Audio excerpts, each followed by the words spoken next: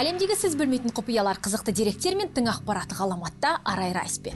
Сіздің қандай фобияңыз бар? Мысалы, мен әуе ұшақтарында ұшуға қорқамын. Жалпы биіктіктен қорқамын. Сондықтан да мен үшін қорқынышты әуежайда қону ол өте қауіпті. Бүгінгі шығарылымда әлем бойынша ең қауіпті әуежайлар мен қону жолағы туралы айтамыз. Әлемдегі ең қорқынышты әуежайдың бірі Франциядағы Куршавель қаласындағы курорттық таулардың арасында орналасқан керемет әуежай болып есептеледі. Кереметтілігі сонша, қону жолағы да өте қорқынышты. Әлемдегі ең қорқынышты әуежайлар қатарына енеді. Әлемнің түкпір-түкпірінен туристер, миллионерлер, мультимиллионерлер осы ғажайыпты өз көзімен көру үшін келеді. Алайда қону жолағының ұзақтығы небәрі 500 метр. Өте қауіпті. Оның үстіне әуежайдың орналасуы таудың биіктігінен кейін төмен орналасқан. Яғни ұшқыш оны қондыру үшін бірден таудан 90 градус төменге дейін ұшып қонып үлгеру керек. Сіз білесіз бе, ұшқышта бірақ мүмкіндік бар. Ол бірден қауіпті жолаққа өзінің ұшағын қондырып үлгеру керек. Егер қондырып үлгермеген жағдайда салыстырмалы түрде басқа әуежайлермен қарағанда айналып келіп қайта қонуға мүмкіндігі жоқ. Мұнда не ұшқыш самолетті қондырады, не болмаса соңы трагедияға үйлеседі.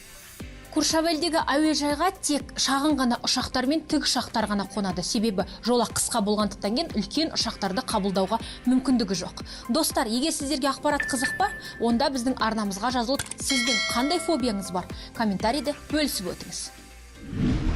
Антарктидадағы Макмердо станциясы.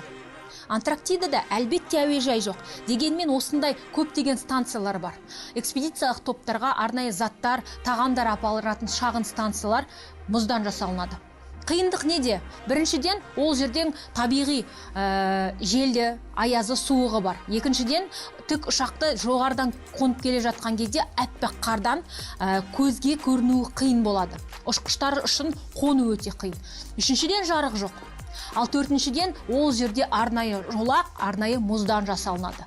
Ол жерде қону ғана қаупі емес, тіпті жоғары көтерілу қаупі өте қауіпті. Ал тіпті желді күндері мұндай мүмкіндік болмайды. Және де мұздан жасалған жолақ 6 айда бір мұздан қайта жаңарып отырады. Бразилиядағы Сан-Паулу қаласындағы Конгоненс әуежайы әлемдегі ең қауіпті әуежай болып есептеледі. Неге дейсіз ғой? Онда ешқандай қауіпсіздік ережелері сақталмаған. Себебі әуежай жолағы ғимараттарға өте жақын орналасқан. Мысалы, 2007 жылы Airbus 320 өзінің тежегішін уақытылы басалмағанның салдарынан жақында тұрған ғимаратқа соғылып, өкінішке орай 200-ге жуық адам қаза тапты. Бұл әлемдегі ең қауіпті әуежайлардың бірі. Будан қаласындағы Пара әуежайы шағын болса да әлем бойынша ең қорқынышты әуежайлардың бірі болып табылады.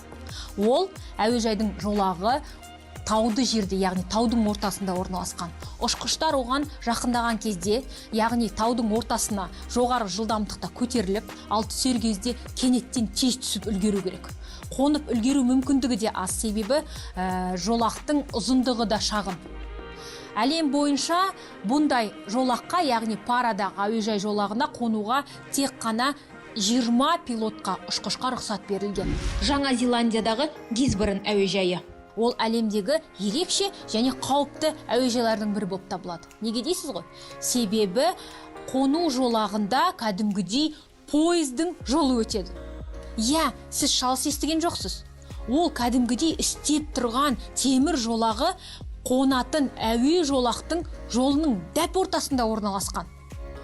Яғни ұшақтар мен пойыздың жүру графигін қатаң өте қадағалап отырады, оны бір ай бұрын жасақтайды. Егер де қандай да бір қате кететін болса, үлкен алпауыт апат болады. Сондықтан да бұл әуежай әлемдегі ең қауіпті әуежайлардың қатарына кіреді. Достар, егер сіздерге осындай ақпарат қызық болса және арнамыздағы керемет ақпараттардан хабардар болғыңыз келсе, колокольчикті басып, міндетті түрде комментарий қалдырып өтіңіздер. Свальбард әуежайы әлемдегі ең қауіпті және ерекше әуежай болып табылады. Себебі мұнда қону ұшу жолағы таза мұздан жасалған. Мұнда ұшып қону тек күндіз жүргізіледі. Себебі мұз тайғанақ болғандықтан, онда апат болу салдары жиі болады. Сондықтан да тек қана күндіз жүргізіледі, және табиғи апатты күндері немесе желдің қатты болған күндері мұнда қону ұшу жиі болып тұрмайды. Өкінішке орай соңғы 10 жылдықта бұл жерде өте көптеген апат болған, сондықтан да салыстырмалы түрде қарағанда бұл мұзды жолақ ең қауіпті өлім жолағы деп аталады. Ерекше арнадағы ерекше ақпарат. Арай Райспен.